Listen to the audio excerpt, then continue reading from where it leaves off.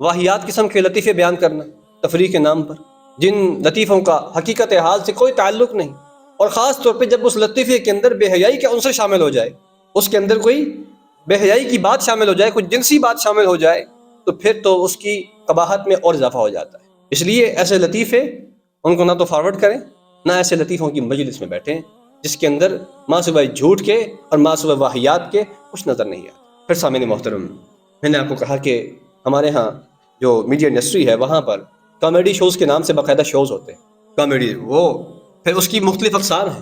یہ stand up comedy ہے، اور یہ جناب نائٹ کامیڈی شو ہے، یہ ڈے ہے، یہ فلاں ہے، جو بھی ہے، اور اس میں باقاعدہ جو لوگ بیٹھے ہوتے ہیں بڑا پروٹوکول کے ساتھ بڑی بڑی ان کی تنخواہیں مقرر کی جاتی ہیں کہ یہ کامیڈی بڑی اچھی کرتا ہے، اور وہ خود اپنے آپ کو اس انداز سے پیش کرتے ہیں کہ بھئی ہم تو لوگوں کی ٹینشنیں ریلیز کرتے ہیں۔ ہمارا کام کیا ہے کہ یہ قوم ٹینشنوں کی ماری ہوئی ہے، یہ قوم پریشان ہے، ہم پریشان حال لوگوں کے چہروں پہ خوشی لے کے آتے ہیں، ہم ان کو ہنساتے ہیں، اور ہنسانے کے لیے وہ ہر الٹا کام کرتے ہیں۔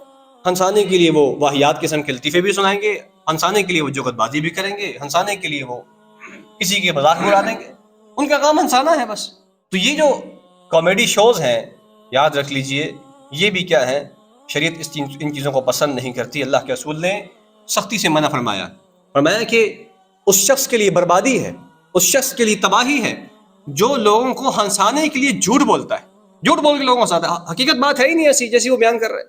ہاں کوئی حقیقت بات اگر ہے، اللہ کے رسول صلی اللہ علیہ وسلم نے بھی مذاق کیے ہیں، بالکل میں یہ نہیں کہہ رہا کہ ہر قسم کا مذاق ہی حرام ہے، لیکن اس مذاق میں کوئی حقیقت ہونی چاہیے۔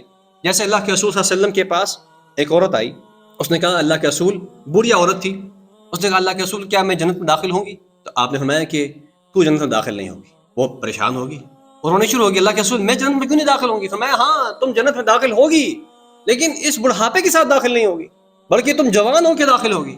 تو وہ ہنسنا شروع ہوگی۔ تو یہ تو بات سمجھ آتی ہے کہ اللہ کے رسول نے جو بات کی بالکل درست بات کی کہ بڑھاپے کے ساتھ کوئی جنت میں داخل نہیں ہوگا، بلکہ ہر بندہ جوان ہو کر جنت میں داخل ہوگا۔ ایک اور شخص آیا، اس نے اللہ کے رسول صلی اللہ علیہ وسلم سے اونٹ مانگا، تو اللہ کے رسول نے فرمایا کہ میں تمہیں اونٹ نہیں دوں گا، تمہیں میں اونٹنی کا بچہ دوں گا، اونٹنی کا بچہ دوں گا۔ وہ کہنے لگا اللہ کے رسول میں آپ سے اونٹ مانگتا ہوں، آپ مجھے اونٹنی کا بچہ دیتے ہیں۔ اللہ کے رسول نے فرمایا بھائی جو اونٹ ہوتا ہے وہ بھی اونٹنی کا بچہ ہی ہوتا ہے، چاہے وہ 10 سال کا ہے، وہ 15 سال کا ہے، وہ کسی اونٹنی کا بچہ ہی ہوگا نا۔ یہ بھی ایک ہنسنے والی بات ہے، ایک ہلکا سا مذاق ہے، چھوٹی سی تفریح ہے، لیکن پھر جھوٹ نہیں ہے۔ تو اس طرح کی بات اگر کوئی کرتا ہے تو کوئی مسئلہ نہیں ہے، لیکن وہ مذاق جس کے اندر جھوٹ ہے، جس کے اندر واہیات باتیں ہیں، جس کے اندر اخلاق سے گری ہوئی حرکتیں ہیں، ایسا مذاق اس کو شریعت اسلامیہ پسند نہیں کرتی۔